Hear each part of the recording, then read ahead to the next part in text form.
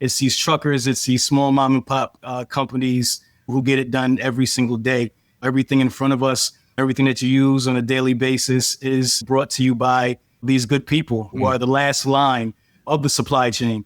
It's very important to make sure that we represent these folks every day, especially today. And I'm just excited that you guys chose me to kind of honor our constituents today. Welcome to Supply Chain Now, the #1 voice of supply chain. Join us as we share critical news, key insights, and real supply chain leadership from across the globe, one conversation at a time. Hey, good morning, good afternoon, good evening, wherever you may be. Scott Luton and Mary Kate Love with you here on Supply Chain Now. Welcome to today's very special National Supply Chain Day live stream. Mary Kate, how are you doing today up in the wonderful city of Chicago? Doing great. Really excited about this special show today.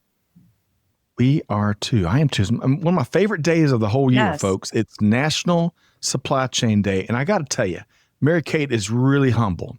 Mary Kate was instrumental, right, when National Supply Chain Day was getting set up back in the day with our friends at Georgia Pacific. And I tell you, to collaborate with you here again and celebrate this industry, this incredible industry that has empowered and enabled global trade and changed the world. And we celebrate it every April 29th. That is a special honor indeed. Mary Kate, I know that it's a personal passion for you too. Yes. Huh? Yeah. And in some ways, back when we first started this with you guys, right?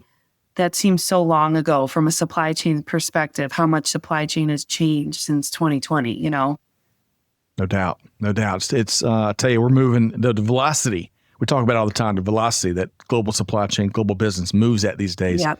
It is mind-boggling. But folks, better than all of that, we're massive fans. Mary Kate and I, the whole Supply Chain Now team, all of our incredible guests will be here shortly.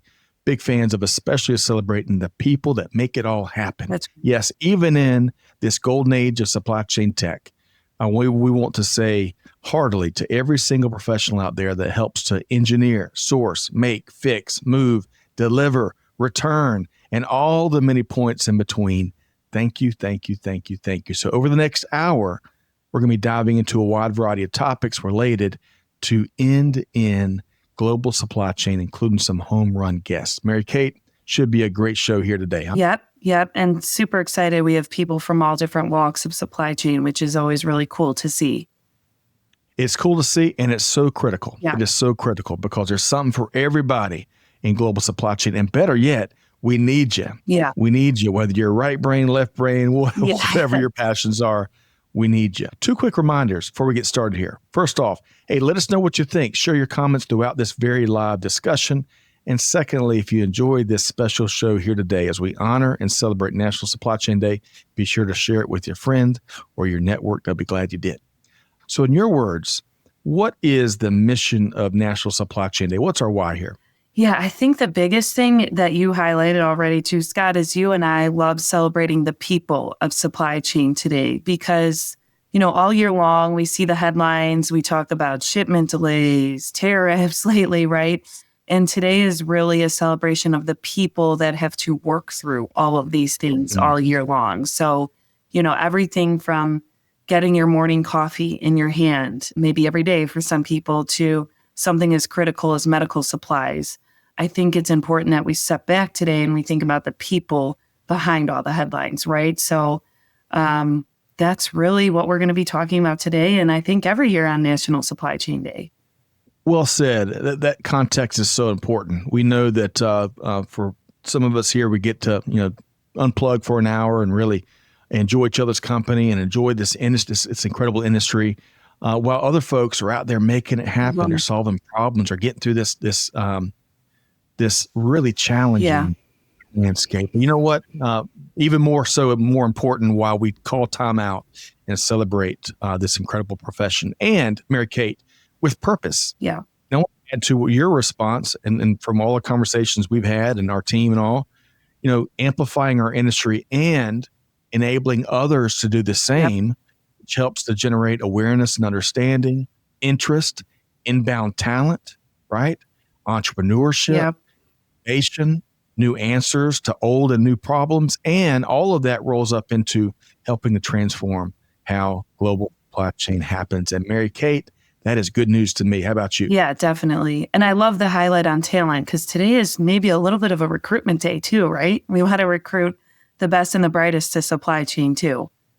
Undoubtedly. And folks, I wish I had NIL funds to do that. Maybe next year. But kidding aside, it's as we all know, we're battling for the top, all kinds of talent out there. And supply chain industry has its work cut out to do just that and do it successfully. Okay, Mary Kate, one other question, and then we got two quick things to hit before we bring in our esteemed panel. Your vision for National Supply Chain Day in terms of the path ahead. Yeah, so you'll see, I think even from last year to this year, it's growing in terms of reach. You'll see kind of some other people, different ages celebrating all across the country.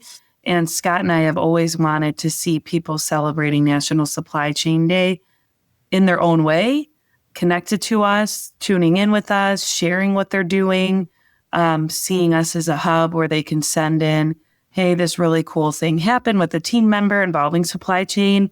So we could highlight that too. So we've always really envisioned people, taking it and making their own, and then using this as really the hub where we can all get together the same day every single year. Well said, Mary Kate. And I can't wait to grow this with you and grow it with all our friends out there around the globe, because that's how supply chain happens. Yes. Okay, folks, as I promised you, we worked hard with agents out there, these people's agents, these rock and roll stars, to secure these three panelists here today, which are dynamos in the world of end-to-end supply chain.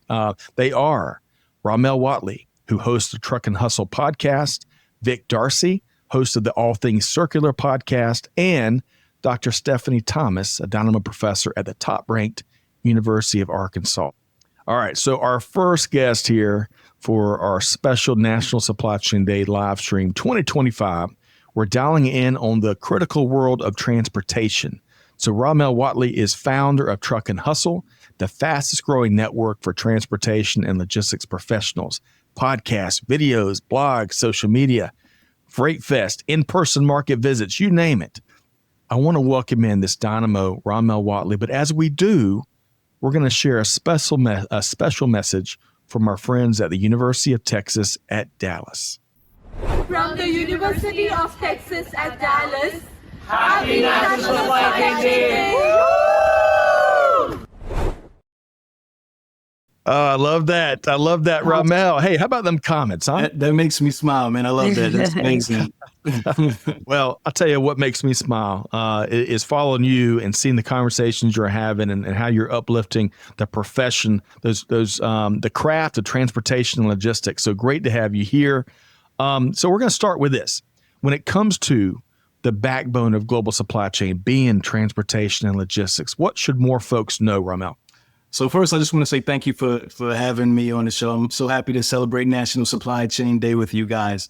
In terms of your question, I love how you put that, being the backbone of the economy. And unfortunately, right now, we feel like we're getting our backs broken, right? Because it's been tough. There's a lot of uncertainty right now, especially with a lot of the small carriers out there. But we truly are the backbone of the economy, from the first to the middle to the last mile. It's these truckers, it's these small mom and pop companies who get it done every single day. And, as everyone knows, and, it's cliche to say, but, everything in front of us, everything that you use on a daily basis is, brought to you by, these good people who are the last line of the supply chain. So, it's very important to make sure that we represent these folks every day, especially today. And I'm just excited that you guys chose me to kind of honor our constituents today. Well, hey, Rahmel, it's great. I had to go through your agent to get you booked. I tell you, you stay busy. You stay busy. But Mary Kate, I love how he responded there. Yeah.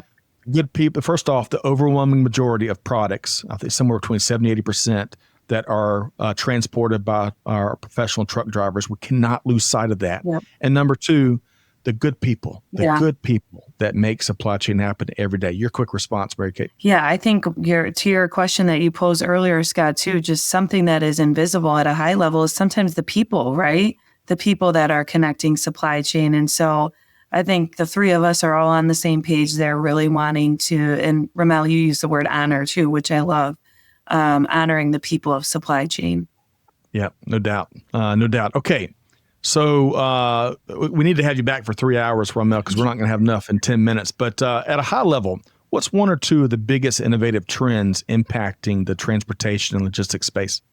Well, I hate to say it, man, because it sounds so redundant, but AI, man, it's AI all day. It's unfortunate that we have to keep on revisiting the topic, but it's what's happening now. It's inevitable. I mean, you have these companies like the Project 44s and Flexports, and it's, kind of giving visibility to shippers and just, helping on, managing delays and disruptions in the industry. So, I mean, it's what everybody's talking about. It's where the industry is headed. In addition to that, just robotics, automation. It's one of those things that's scary, but it's inevitable. So we have to learn how to adapt to it, especially the small business owners. But that's what's happening now, man. So we have to just kind of adapt to what's new, and that's what the new innovations are. Undoubtedly, we were talking pre-show, Mary Kate, with Rahmel, and we were talking about some dilemmas that any homeowner might encounter. And Rahmel was like, "Hey, ChatGPT, gave me great advice." And we gotta, kidding aside, Rahmel, training and educating in our own understanding of how AI works and what we can use it for, whether it applies to global supply chain or just our everyday lives. I mean, that self-education perhaps has never been more important. Would you agree? I definitely agree. I mean, like I said, it's all about adapting, right? You have to definitely make sure you use it into your daily life and in your business, or else you're going to get left behind in this industry. Yeah. So I implore everybody to make sure that they have some sort of training on AI, whether it's formal training or just, going in YouTube University, just trying to learn as much as you can, because it's definitely the future. Yeah. Yes. Well said, Rahmel. And Mary Kate, you're like the queen of learning something, cracking the code on something. Love efficiency. Yeah, you do. I really do. You do. Yeah, I was just thinking, I love this. I'm nodding along. And, one way I use is I have a newsletter I subscribe to every day that gives me a new prompt to use AI. So just like you're saying, right, there's all these new ways to use AI. And I mean, I feel like if I don't keep up with it every week and think of new ways to use it, I'm left behind. And that's in both personal and professional lives. I mean, planning a trip, use AI. It cuts down about 5 hours of planning time. You can put, I have 3 toddlers. They're this age. Where's a good place to go? It's just so great for those of different efficiencies. But like you said, Rahmel, it's constantly changing. For sure. Sure is. And of course, in supply chain planning, oh, goodness gracious, being transformed by not just AI, but modern day supply chain technology.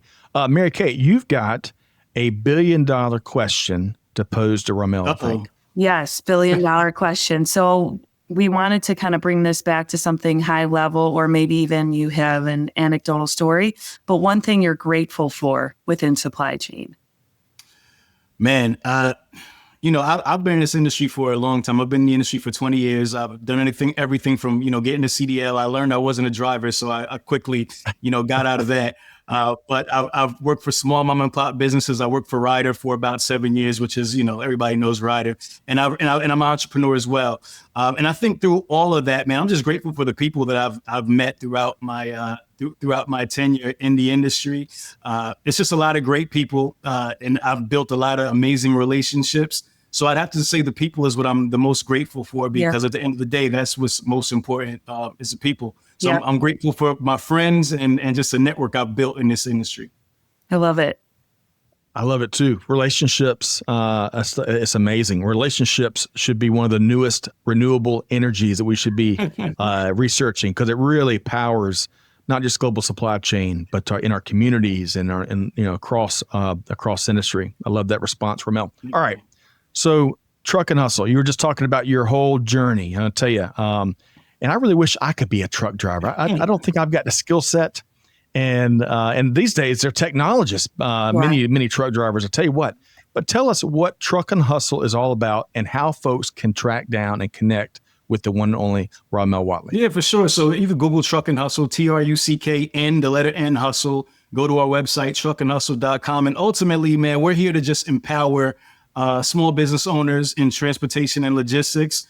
through networking, through resources, through education, through training, and just information. We want to learn from, real people who are actually have success stories and who have, bumped their heads. And, that's kind of how we started the platform, through a podcast where we were telling stories and people just really gravitated towards that. And that's what we continue to do. It's all about just kind of telling those stories of the industry and then just creating an environment for people to learn and help small businesses grow. So that's what we're all about. You can find us everywhere. And that's really what all our content is kind of based on. Mm-hmm. Rahmel, I love that. You keep it real every day, every conversation. Mary Kate, I was on a live stream of his in the audience a couple weeks ago.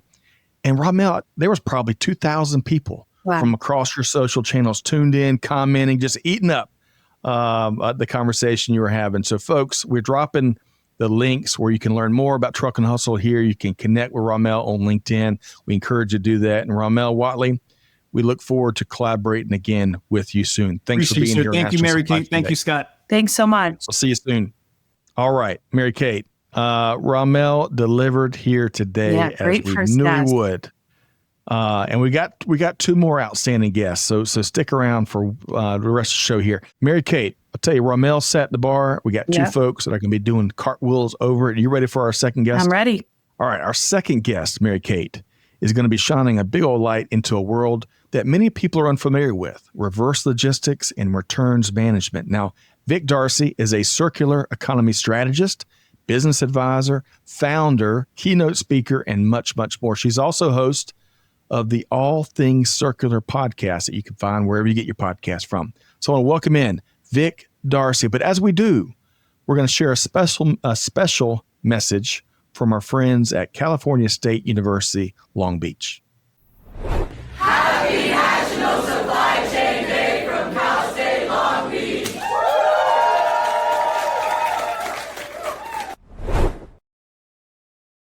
Hey, I love that message from our friends at the beach. That's the new brand there from what I hear at Cal State University, Long Beach. But Vic, how you doing? Great to see you here today.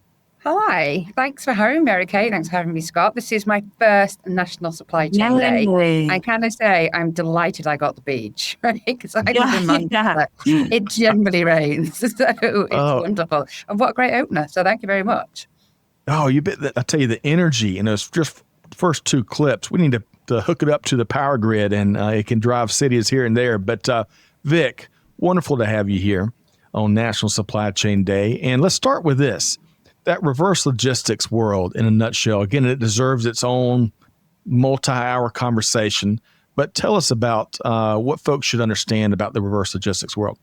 Okay, so in the nutshell, it's everything that happens after you've sold the product, the asset, the whatever it is, the service. It's what happens after. It's the return of it, it's the repair of it, it's the refurbishment of it, it's the recycling, it's the resale of it. So it's everything that happens to that product after its first journey. I've got actually a great metaphor, because if you think of traditional supply chains a bit like a paper airplane, what you're really saying is that paper airplane has to land perfectly every single time. Mm-hmm. And we know the world does not work like that. It's not that simple. So what reverse does is reverse catches that paper airplane, or it picks it up, it repairs it, it repurposes it, and it sends it off on another flight. And not just one flight, it could be 2 flights, it could be 3 flights. So reverse is really, it's everything that happens after, but it is the value in the product after.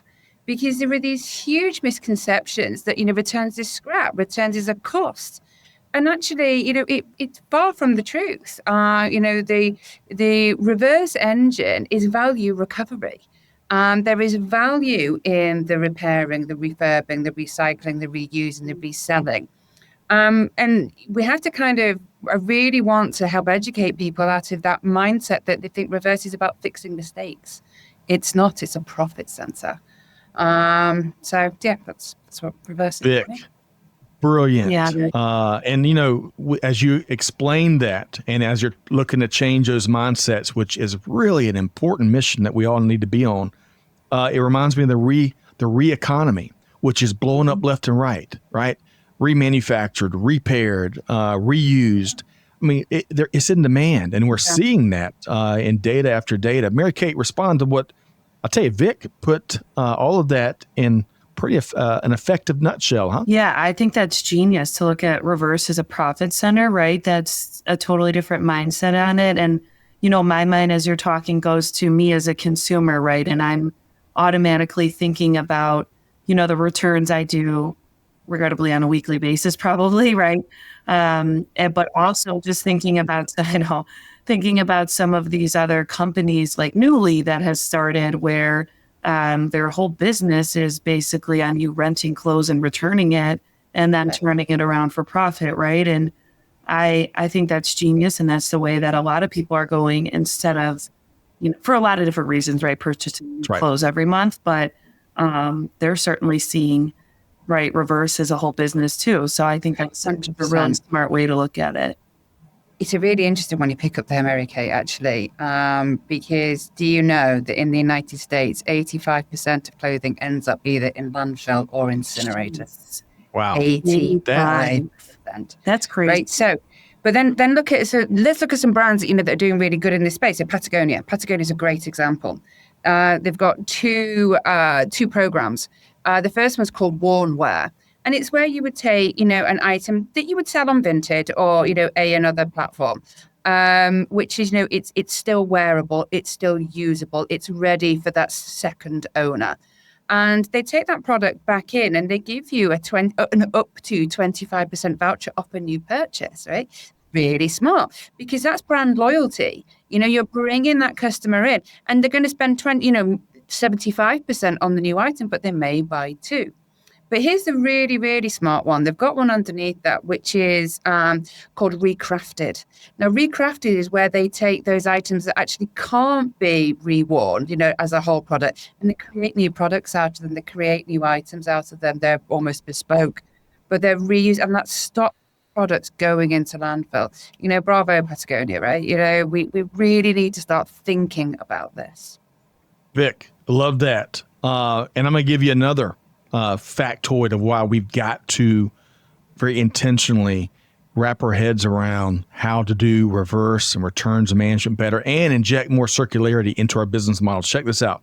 According to the National Retail Federation and Happy Returns, for 2024, $890 billion in products were returned.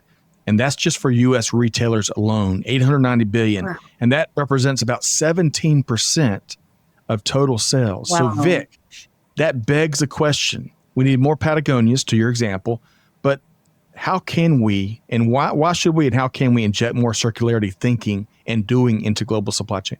Okay, so supply chain traditionally, reverse is step one. Okay, we get the products to the customer. But if we really want to build circularity into the supply chain, it's got to start at the design level. The products need to be designed for reuse. They need to be designed to be returned. Those return processes need to work. They need to be revalued. There's a great statistic actually on cell phones. For a customer to trade in a cell phone, I think you've got the attention span of 5 questions and they have to be really quick. I think it's about 40 to 45 seconds. That's all the customer will spend before they close the window down and that phone goes back into the drawer to be forgotten about for, the next few years. And of course, it loses value. So, we need to actually build for these models. We need to be conscious about these models because circularity is a continuous loop. It's the Ouroboros, it's the repair, it's the reuse, it's the remanufacture of it. And to your point to the why, we're running out of resources. I'm just actually going to say that again. We're running out of resources. Now, let's just take AI was brought up, right? There is $400 billion, I think, was announced in February from the US government of investment into data centers. UK did the same within the same week, only $40 billion. So, the size of the economy is different. But if you were just to look at the semiconductors that are needed to power those data centers, they require what are called hard metals. Hard metals are, they're scarce, right? And they're scarce in the Earth's crust. They're very difficult to get out. They're extremely difficult to recycle, and we haven't got enough of them. So I'm just like, okay, so you want to build $400 billion a data center. Where are you getting those critical elements from if we don't start building true circular models? And just to add into that, 90% of rare earth elements are controlled by China. So not only are we looking at scarcity, we're looking at volatility. And that volatility is, scarcity is price. Copper. People don't realize we're staring down the barrel of a gun with copper. We're looking at a 30 metric ton shortfall. We haven't built a new copper mine for 20 years. The copper that we're getting out of the existing mines is not as good a grade. It's degraded. And like the biggest copper mine at the moment it's in Chile. I think it's in the Andes. You want to stand up a mine at 5,000 meters above sea level? Good luck. There's lots of reasons why. I admire your passion, and we've talked here long before here today. I love, more importantly, what you're doing out there. We're going to touch on your podcast in a minute because we got to make the industry and folks outside the industry more aware and educate them so we can do more and take action on these on the why that you're posing here today. So, Mary Kate, we shift over. What's your $1 billion question you're posing to Vic here today? Yes, I'm excited to hear your answer. So we're asking everyone, what's one thing you're grateful for in supply chain? So you'll probably understand why when I say this. It's to my personality. I'm grateful for disruptors.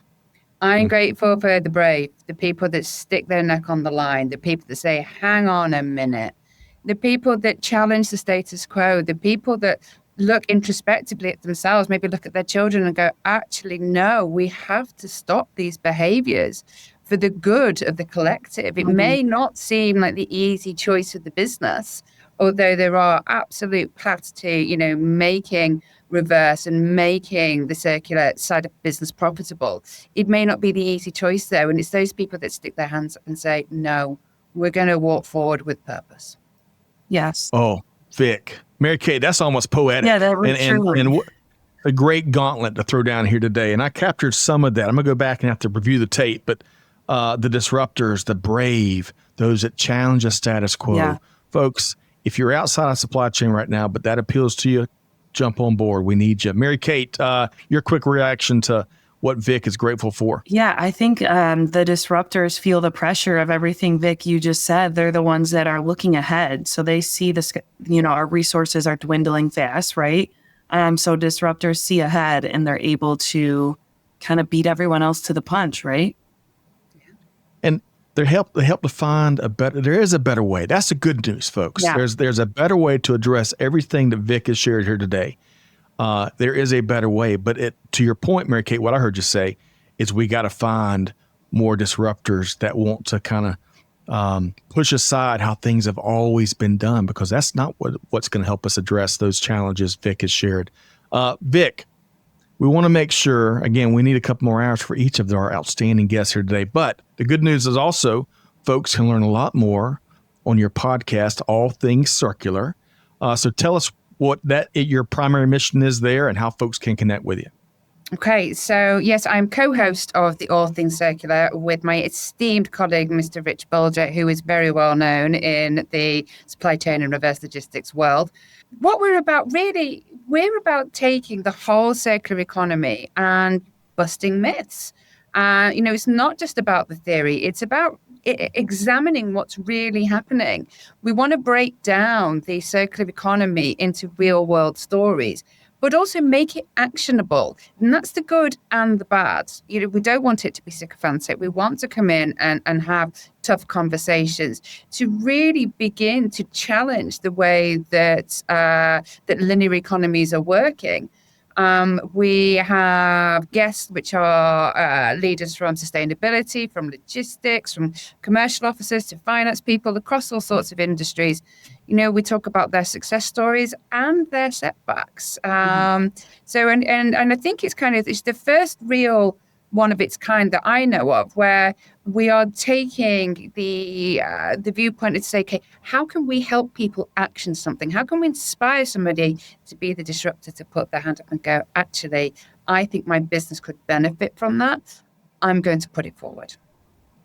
I love that, Vic. And folks, I'm telling you, Vic's done it. It's not just passion. She's been there and done it. And Rich, like Vic said, he wrote the book, Going Circular. If any of this appeals to you, go find Going Circular wherever you get your favorite books from, hopefully your local bookseller. But also, you can learn more at allthingscircular.com. Tune into those conversations Vic and Rich and Damien have been leading. And one more call out that I bet you're a fan of, Vic. I was connecting yesterday with my dear friend Tony Schroeder in the Reverse Logistics Association, the RLA.org. That's a great resource for many of these conversations too. Would you agree, Vic? Oh, yeah. We interviewed Tony. Great episode. Outstanding. Okay. Well, Vic D'Arcy with All Things Circular. Check out the podcast. Vic, thanks so much for being here today. Thank you. Can I leave you on one thought? Sure. Okay. So if we think about it, and I'd just like people to just take this one thing away from them. The linear economy built the supply chains of today. The circular economy will build the world that we want to live in tomorrow. Ooh, I like that, Vic. I like that. So Vic D'Arcy, All Things Circular. We'll have you back soon, my friend. Have a great afternoon. Thanks, Vic. Bye, everyone. Cheers. Bye. Bye.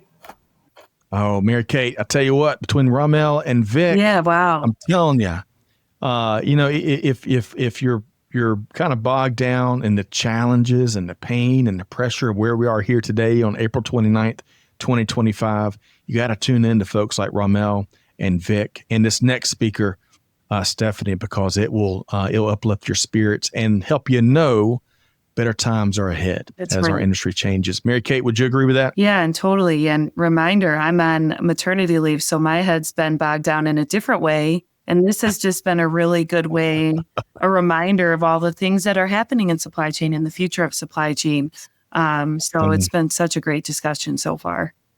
I'm with you. All right. So folks, also you can connect with Vic on LinkedIn.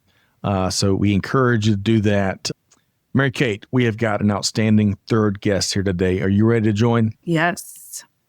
So for our third guest, who's doing big things to create eureka moments for the incredible new talent coming into the supply chain industry, Dr. Stephanie Thomas is an extraordinary professor with the top-ranked supply chain program at the University of Arkansas. Prior to her current role, Stephanie spent time as a supply chain practitioner with companies like Lowe's, IBM, and Stanley Tools. She also founded WISE. Folks, Women Impacting Supply Chain Excellence. Love that acronym and that organization. I want to welcome in Dr. Stephanie Thomas. But as we do, I want to share a special message from our friends at the University of Arkansas. Happy National Supply Chain Day from the University of Arkansas WISE. Woo pig! I love that, Stephanie. I love that. Great to see you here today. How you doing, my friend? Doing wonderful. Thanks for having me, Scott and Mary Kate. Yeah, thanks for coming. Mary Kate, go Razorbacks, a.k.a. those hogs. Suey pig, suey. Is that how it goes, I think, Mary Kate?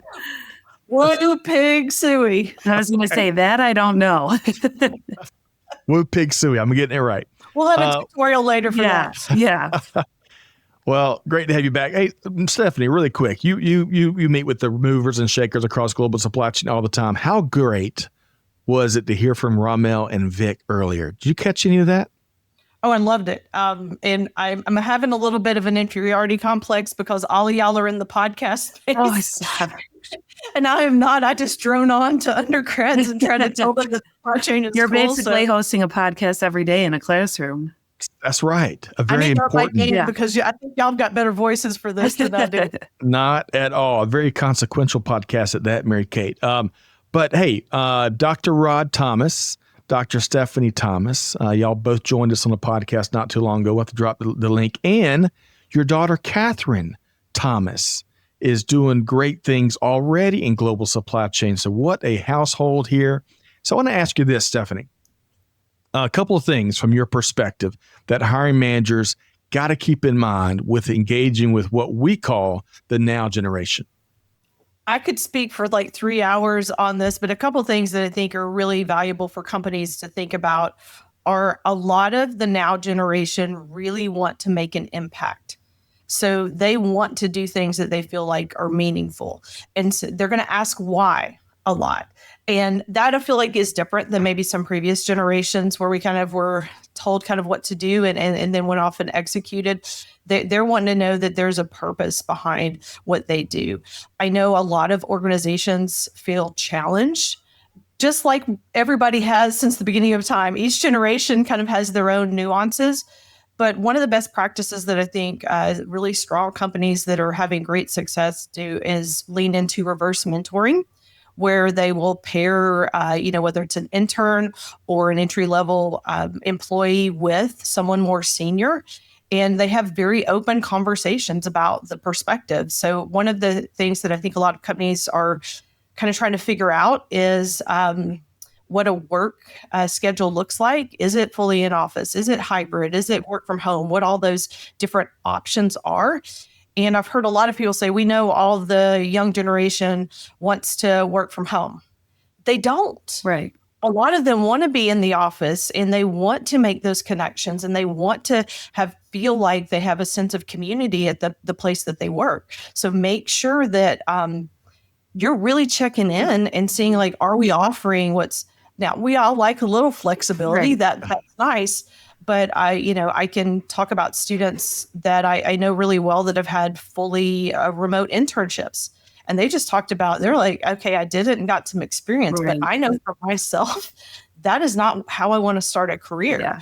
So I think organizationally, some of us that may have been around a while longer that might like to work from home a little more need to make sure we are going into the office and engaging with the younger generation.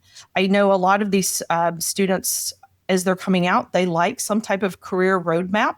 And we haven't always done a great job of saying, here's where you can go in this career. And it doesn't have to be 100%, even if you can just say, here's the options. And I know with a lot of young professionals and students, culture is a big deal. And I think as organizations, it's gotten a lot easier to leave companies. Yeah. And so if we're not taking care of our employees, if they don't feel like they, inclusion was mentioned earlier, if they don't feel like they belong, it's very easy to go somewhere else, especially if they are in remote roles where they're not having to move or make big, significant life changes to make it happen. Yeah. Man, that's quite an opening salvo. Yeah. Mary Kate, what'd you hear there from Stephanie? Yeah, I love this topic. Actually, when at an ASCM conference last year, we did a whole entire panel about mentorship. And these exact topics came up, and the reverse mentorship, right, is super important. But this really special time of when you start off your career, it's impossible not to be successful without mentorships, both formal and informal, right? And a lot of that comes from in person and just simple things like observing the culture, like you said, becoming part of the culture, having those informal mentorships with a variety of ages. And I love this idea that mentorship is not someone starting off their career in the CEO. That's really not what it is, right? You can have a mentor your same age. You can have someone younger, someone older. I think it's required for all ages of your career, but especially that very special time, your first job right out of college or out of your first training program, I think is super important. Well said. Well said. In the first part of your response, Mary Kate, you mentioned ASCM. Hey, big thanks to our friends at the Association for Supply Chain Management. You can learn more at ascm.org. Appreciate their support and getting the word out about National Supply Chain Day.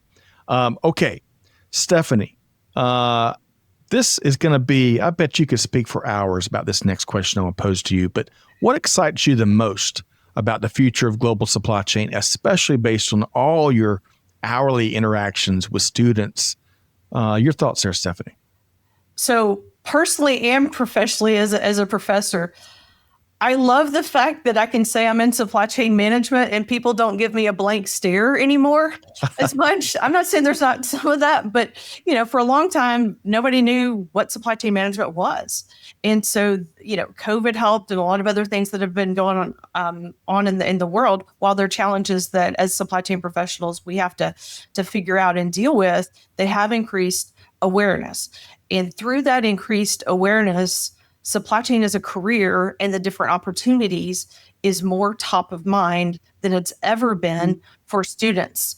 And that's not just at, the university level with, say, undergraduates. More and more, you're seeing high schools and even middle schools start having conversations about supply chain management, which I think is huge because, as we all know, there's lots of different jobs in supply chain. You can go through an undergraduate career while you're working in supply chain.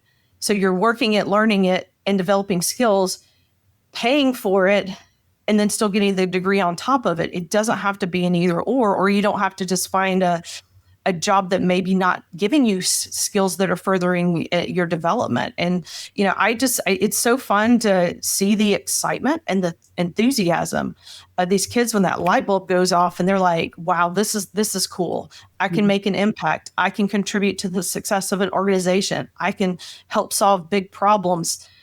There's not textbook answers that we've got to figure out. Now, they have to sometimes rewire their learning about looking for a textbook answer, but the adults don't have it all figured out. So there's still room for me to make a contribution. And that is so powerful. Well said, Stephanie. And Mary Kate, one of the things that Stephanie mentioned there made me think of, the global supply chain ecosystem is so broad and so wide, and there's so many different career paths based on what you want to do, where your passions and your skill sets are. But you don't have to have a pilot's license, like you do have to do to fly a plane. You don't have to have a CPA like you have to be an accountant. Right. And so much of different roles and positions within supply chain. And that is a beautiful thing. Yeah. It's very empowering in many ways and unlimiting in many ways. But Mary Kate, your thoughts on Stephanie's excitement about the bright future of global supply chain? Yeah, well, I think it's personally exciting to hear that, people young in their career or thinking about supply chain really view supply chain as a way they can make a difference, because I obviously couldn't agree with that more, as well as I couldn't agree with the sentiment that there's a lot to figure out in supply chain. And so I think being able to attract students and people that are wanting to make a change, supply chain is a really great career path to go down. And you can have so many jobs in supply chain, and you can keep changing jobs in supply chain. So it's just a really exciting career. Well said, Mary Kate. Well said. All right. So Mary Kate, back to gratitude. Your thoughts? Yes. So is it time for the $1 million question? It's All time. right. It's time. Stephanie, one thing you're grateful for in supply chain. So I think that Rahmel and Vic gave great answers with the people and then taking the people and talking specifically about disruptors. And so I like this kind of one word thing. So I'm going to go with collaborators and connectors, because I think I'm grateful for the increased awareness, like I talked about. But what I'm really grateful for are people like you guys and Rahmel and Vic and others who are making information and discussion about important supply chain management topics accessible to all.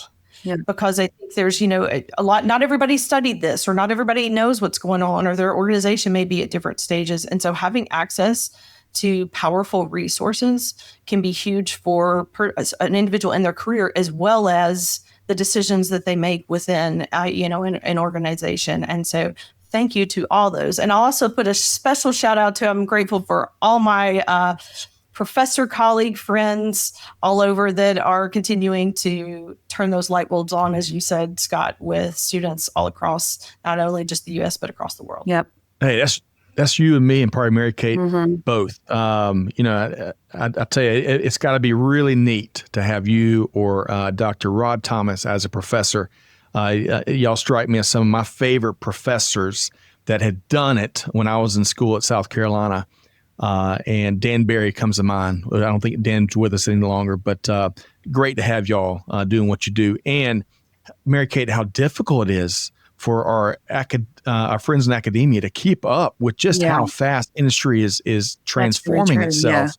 To have to take that, kind of process it and then, educate it. It's got to be a big challenge, huh? Yeah, that's huge. I mean, I can barely keep up with it, and this is our full-time jobs. Right. Well, AI is definitely one of those topics that I know at a lot of universities, it's going to change things. It is changing things. Yeah.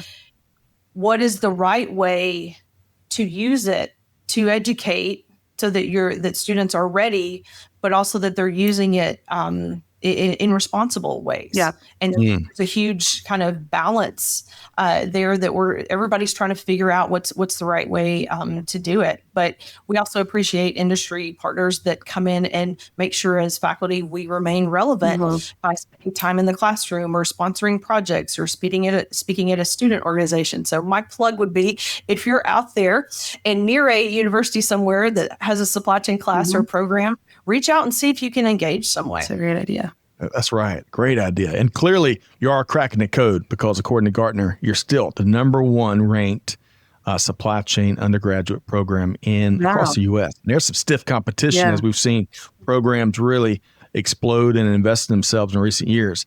Hey, we're going to wrap with Dr. Stephanie Thomas in just a minute, but I want folks here, you can check out me and Stephanie and Rod get together on a recent podcast. So Stephanie, you've got a really big event coming up in the fall, Women Impacting Supply Chain Excellence, right? Women Impacting. Yep, you got it. Oh, did I? Okay. Wise Future Leaders Symposium. That's the event, right? Yes. September 18th and 19th there at the University of Arkansas. Tell us more. So it's this will be the 7th year for the event. It's a day and a half event where students from universities across the country, we're anticipating 35 universities participating this year, spend making connections, growing personally and professionally, learning more about the wide variety of roles available, and working on leadership skills. And while they come here and hear amazing speakers and stuff, there's also a ton of engagement with industry partners. And so I'm always looking for individuals and organizations that would like to get involved and connect with the future now generation. Loved it. I love it. So folks, mark your calendars.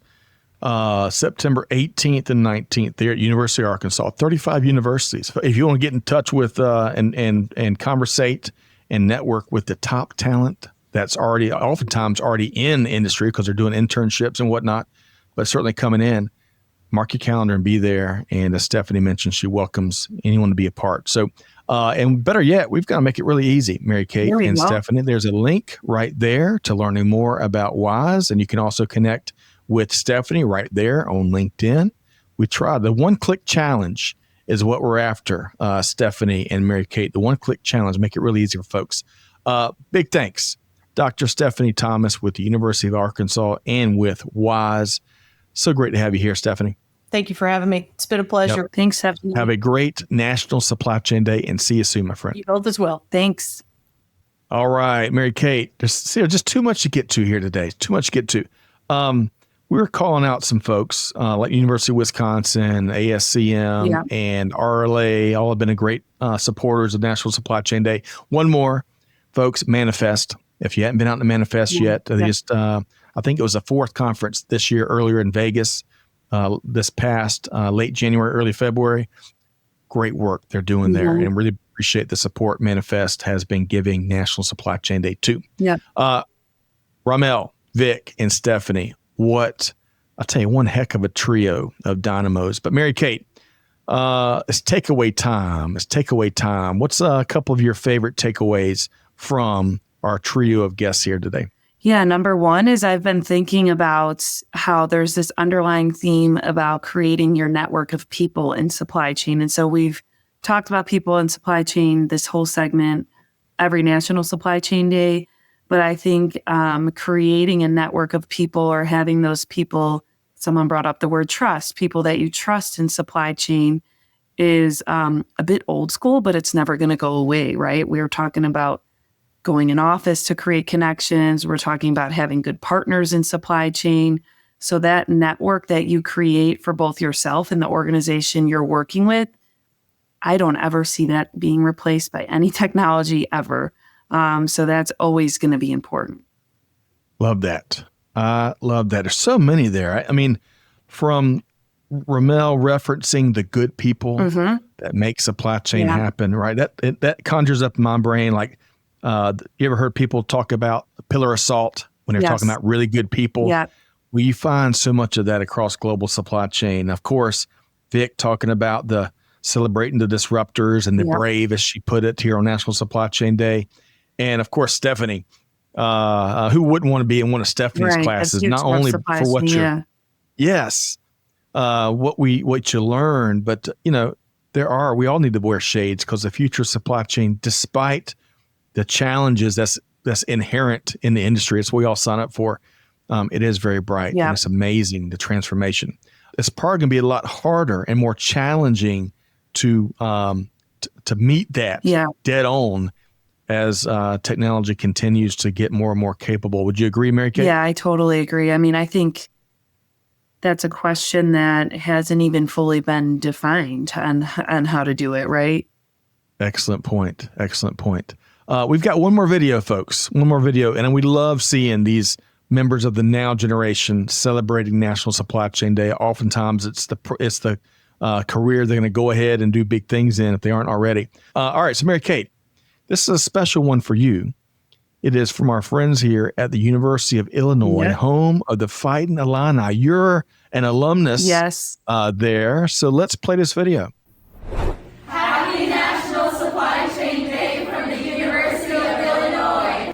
Where's your name? Happy National Supply Chain Day. Wow. Here I'm saying we saved the best for last. I can say that, right? You'd get there'd be some debates there, maybe. All four, and of course, kid, all four remarkable. Yeah. I've got so much respect and pride in what students and young professionals, whatever the right term is, that are learning but doing at the same time, Mary Kate. It is such a wonderful aspect, huh? Yeah, that always reinvigorates me on today is thinking about the future of supply chain, as you said, and as Stephanie highlighted, how these students want to make change and have ideas and want to make connections and want to get going. That's right. So Mary Kate, what's to come? What do you think? If you had to break out your crystal ball and look at next year and beyond, what can folks expect? I could see even more people celebrating and sending in videos like the ones we saw across the country, right? And maybe we highlight some challenges that were overcome by specific people in supply chain next year. And maybe we do an in-person event, just maybe. Ooh, I like that. I like that. It's funny. As I'm shaking my crystal ball, all that is exactly what I see ahead. Love it. Especially market visits, doing things in person as we celebrate a global industry. So love that, Mary Kate. Appreciate your leadership and forward-looking leadership at that. So really appreciate that. Okay, I want to issue a challenge, Mary Kate, before we wrap. I'll give it your last word in just a second. But folks, we got a challenge out there that we need to spike the football on. I love what we've done over the last hour, all the great comments, all the folks that could be here, our panelists, hearing from Mary Kate. Big shout out to Amanda and Joshua behind the scenes. But folks, we got a lot more work to do, because it's about what we do in our neck of the woods, not just virtually, but in person, to serve as critical ambassadors for our industry. And even more important, it's about showing gratitude for all the wonderful people that make supply chain happen each and every day. Folks, y'all know it. There's always a lot of pressure on the people of our industry to deliver and make things happen. And especially right now, as global trade tensions, I don't have to say this to anybody, y'all know it. Global trade tensions have become elevated. There's no time like the present, though, to keep finding new ways to lift supply chain professionals up and recognize the extraordinary work that they do every single day. Mary Kate, I bet you're kindred spirits in this regard. Your thoughts? Yes, I think say thank you to someone, connect with someone in supply chain. I think it's always good to take a step back like we did today and think about the bigger picture. That is right. That is right. Taking a step back, thinking about everything else going on, maybe in your blind spots, maybe stop to think about the future when we solve a lot of the current ills, and showing gratitude, folks. The next UPS delivery you get, stop and thank that driver that works their tail off every single day. And that's just one element out of many. But Mary Kate, again, appreciate you being here. Big thanks to Rahmel Wattley, Dr. Stephanie Thomas, and Vic D'Arcy. Folks, make sure you check out their podcasts and their events, and of course, connect with them on social. Folks, hopefully you enjoyed this conversation as much as I have. Happy National Supply Chain Day to all of you out there. So we're going to leave this show, and we're all going to be on a mission to uplift our industry and its people. And you know what powers that? It's deeds and not words. So on behalf of Mary Kate Love, our entire team here at Supply Chain Now, we challenge you to do good, give forward, be the change that's needed. Happy National Supply Chain Day. And we'll see you next time right back here on Supply Chain Now. Thanks, everybody. Join the Supply Chain Now community for more supply chain perspectives, news, and innovation. Check out supplychainnow.com, subscribe to Supply Chain Now on YouTube, and follow and listen to Supply Chain Now wherever you get your podcasts.